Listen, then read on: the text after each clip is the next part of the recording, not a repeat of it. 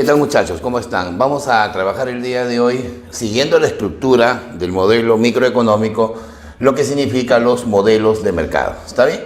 Algunos también le llaman estructuras de mercado, también le llaman formas de mercado, pero yo creo que la palabra más concreta sería modelos, porque el modelo es una representación abstracta, ¿no? Una representación imaginaria de una realidad. Si esa representación concuerda con la realidad, el modelo tiene, pues, obviamente, una aplicación total. Bueno, ¿qué vienen a hacer los modelos de mercado?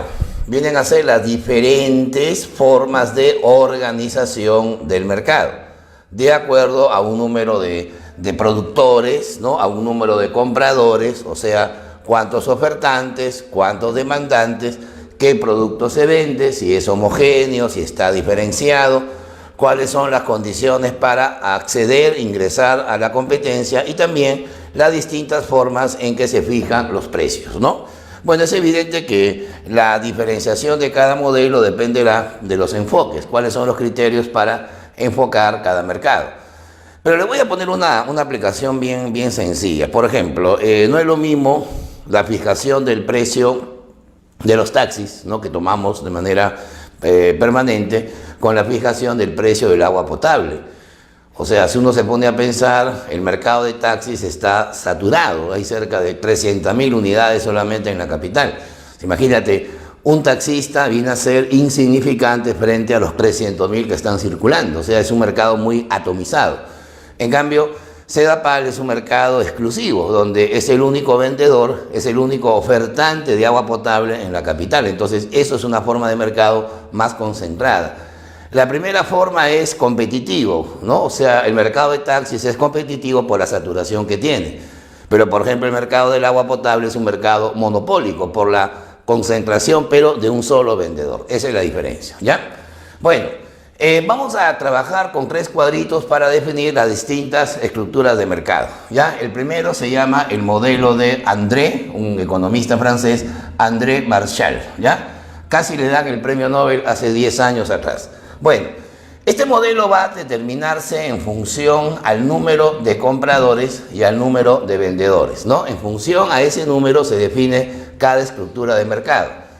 Por ejemplo, ¿qué pasa si el mercado tiene un solo comprador, o sea, una sola empresa demandante y hay un solo vendedor? ¿Cómo se llamaría ese mercado? Muchos dirán, si hay exclusividad tanto en la demanda como en la oferta, significa que el vendedor y el comprador se enfrentan de manera individual. Eso se llama monopolio bilateral.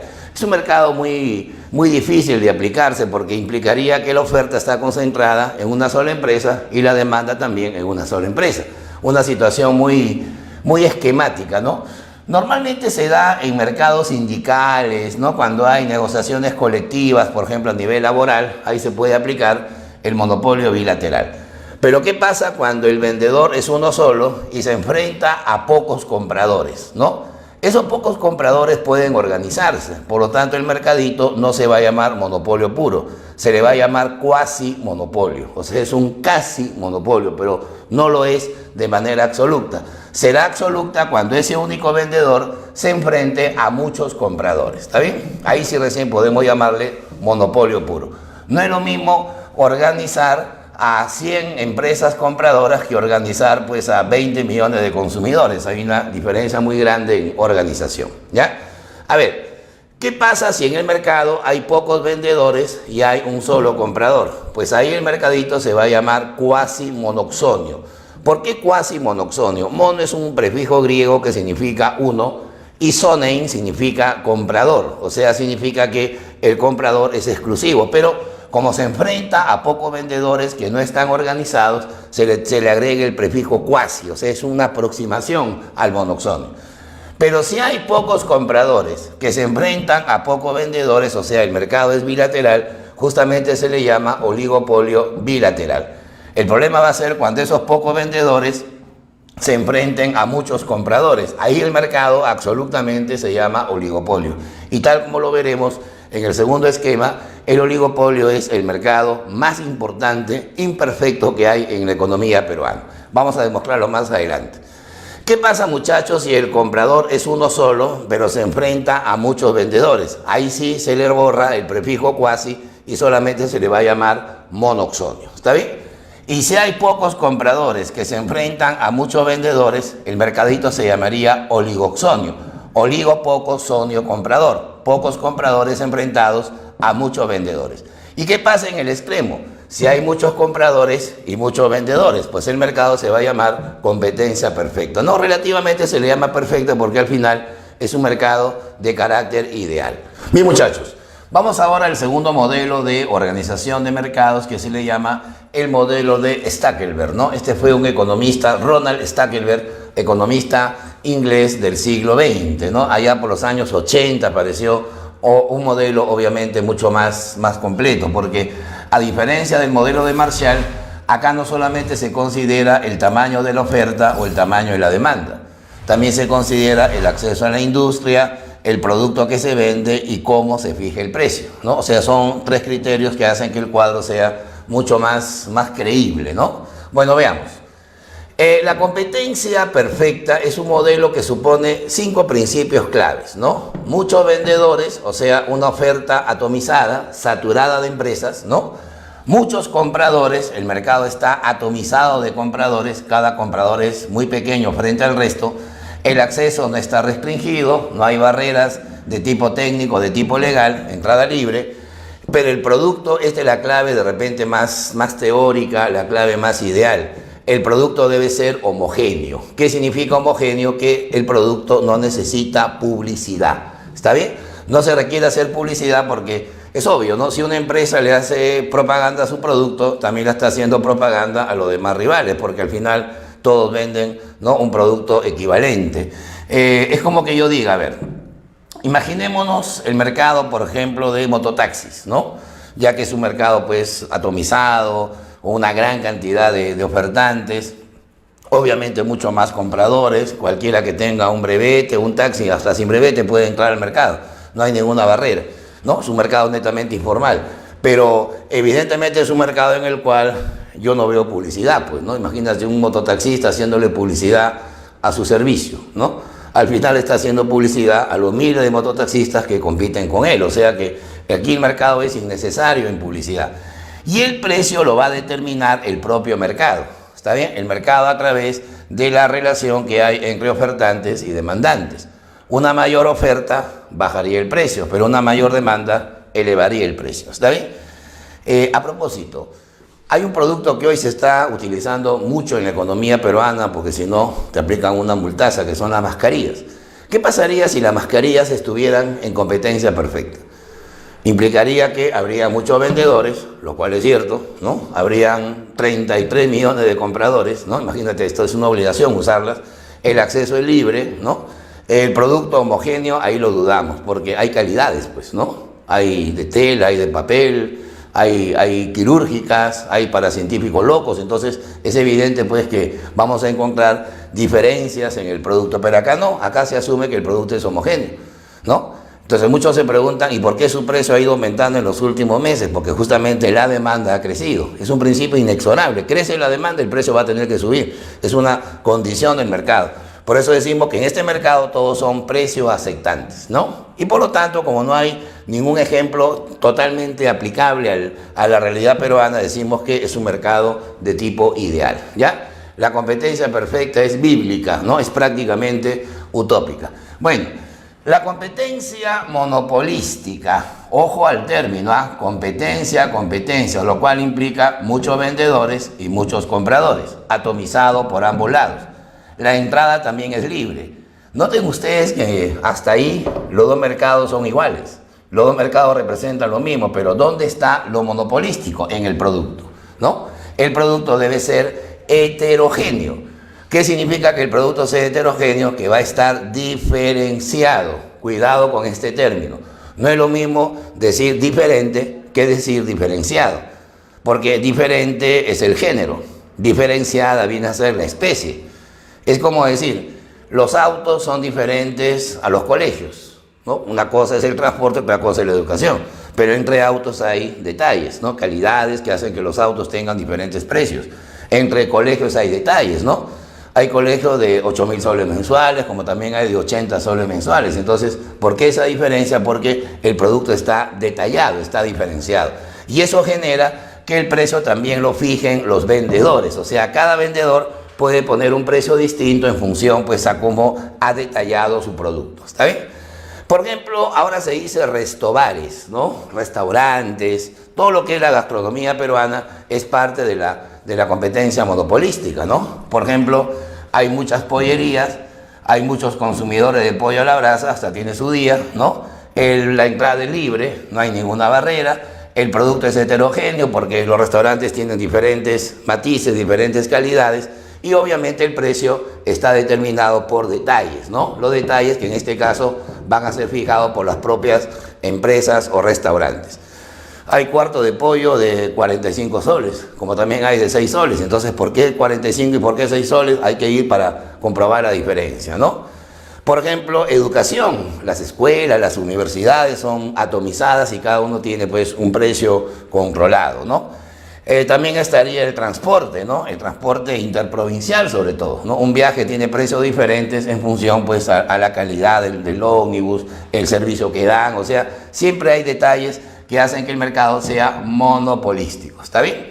Bueno, pasemos ahora al mercado más exclusivista que puede existir, se llama el monopolio, ¿ya? Monopolio significa textualmente mono uno, polen vender, o sea, un vendedor. Pero claro, el vendedor significa que la empresa representa a toda la industria en la cual está actuando, está desenvolviéndose, ¿no? Y por tanto, se va a enfrentar a muchos compradores que están atomizados, que están saturados, ¿no? La entrada es imposible porque una empresa más ya serían dos, pueden ser tres, ya no sería monopolio, ¿no es cierto? La palabra mono ya no existiría.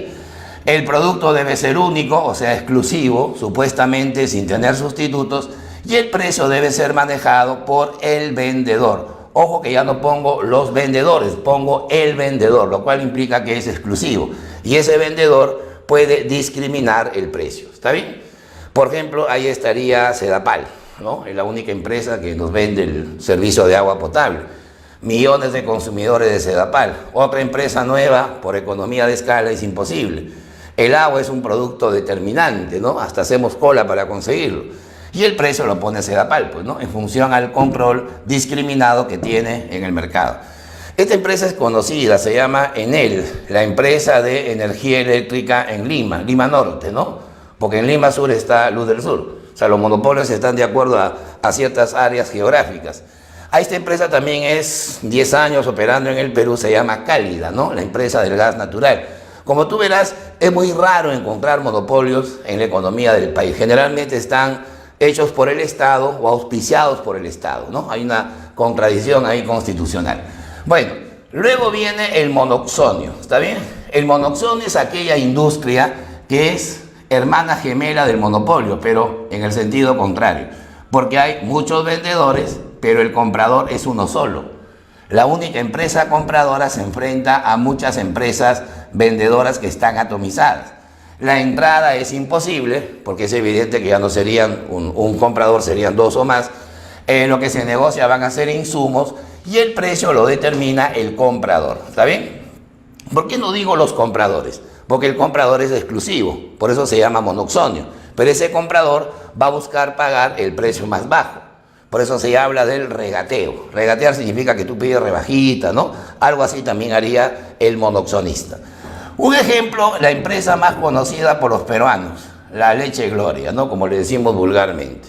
Gloria es una empresa que tiene todo menos vacas.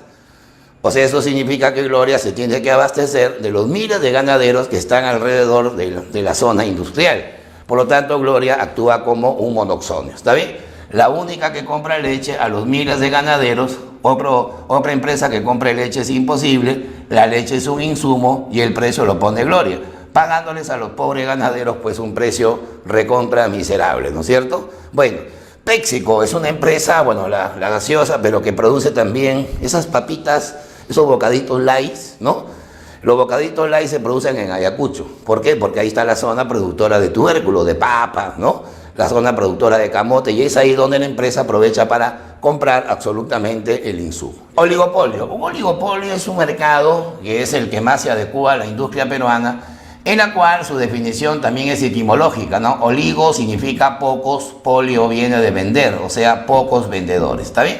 Pocas empresas vendedoras, por lo general deben ser 3 empresas, ¿ya? Pueden ser 4 o 5 inclusive, pero lo importante es que esas pocas empresas que hay controlen por lo menos el 70% de las ventas.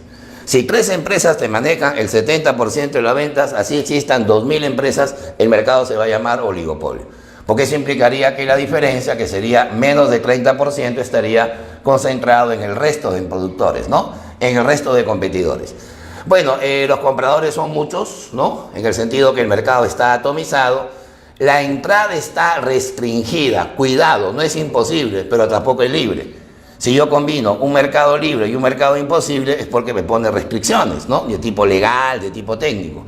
Es un mercado donde las empresas desarrollan mucho la mercadotecnia, o sea, lo que nosotros llamamos vulgarmente el marketing, ¿no? Las técnicas de mercadeo. De fácil sustitución el producto porque evidentemente es muy parecido, ¿no? Y por eso la publicidad lo busca diferenciar. Y finalmente el precio se fija por liderazgo, ¿ya? Siempre hay una empresa líder que es la que finalmente se encarga de poner el precio. Ejemplo, los operadores de móviles, o sea, las empresas que nos abastecen del servicio de telefonía. Por ejemplo, está Movistar, está Claro, está Entel y por ahí Vitel. O sea, son 4 o 3 productores grandes que dominan el mercado de abastecimiento de móviles, ¿no? Los compradores son millones, ¿no? En el Perú hay más celulares que habitantes, ¿no? ¿Sí o no? La entrada está restringida debido a que es muy difícil que aparezca una nueva empresa. Las empresas tienen pues una competencia grande en lo que es marketing y finalmente siempre hay un liderazgo de precios, ¿está bien? Esa estructura viene a ser denominada comúnmente el oligopolio.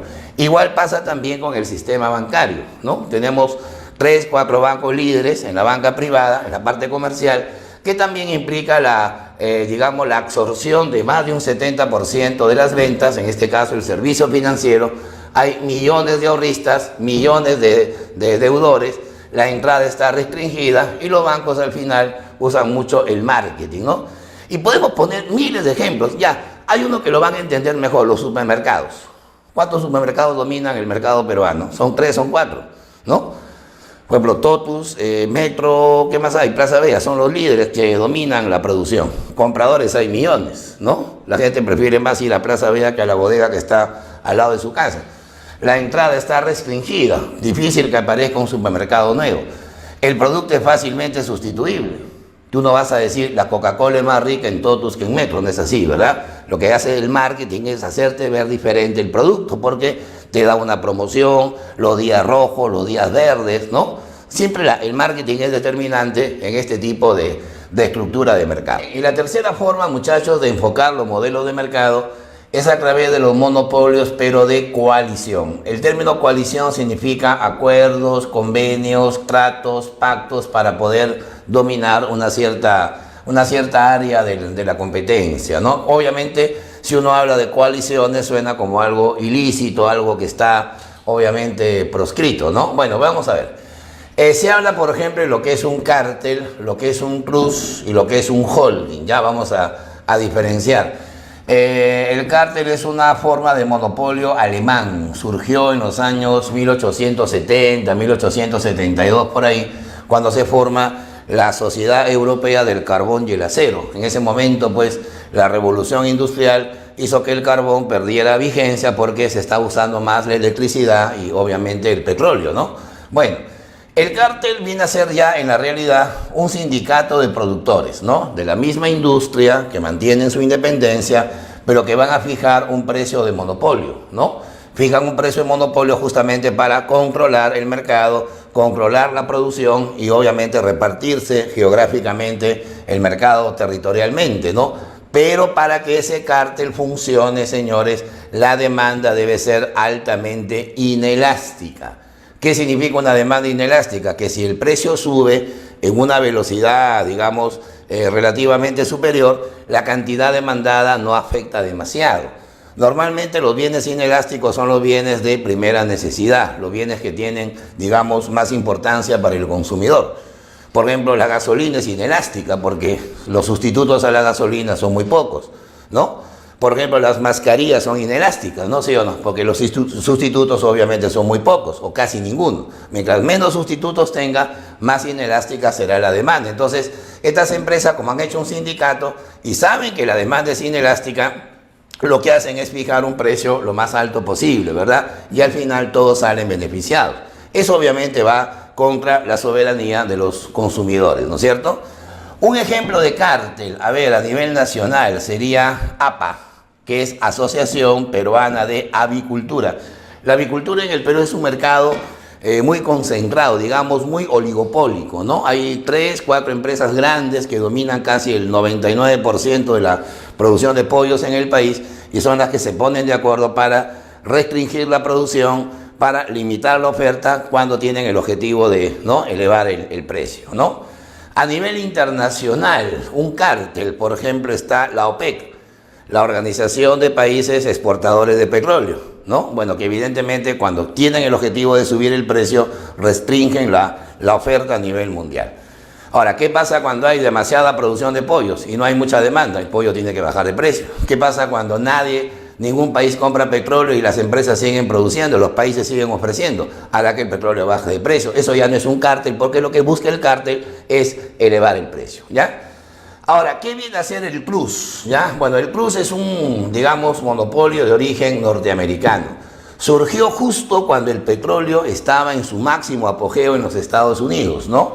Y había pues un empresario cuyo apellido pues hasta ahora es una dinastía norteamericana, los Rockefeller, ¿no? Nelson David Rockefeller formó y fundó el imperio petrolero más grande en la historia mundial. Bueno, ¿qué representa el plus? Es la fusión de empresas, o sea, la unión de empresas bajo una sola dirección, una dirección central que va a controlar el mercado absolutamente. Le va a decir a cada empresa dónde debe operar, con quién no debe competir, qué precio debe fijar. O sea, el plus es un mercado absolutamente más controlado que el cártel, porque en el cártel, si la empresa no le gusta el precio, se sale del sindicato.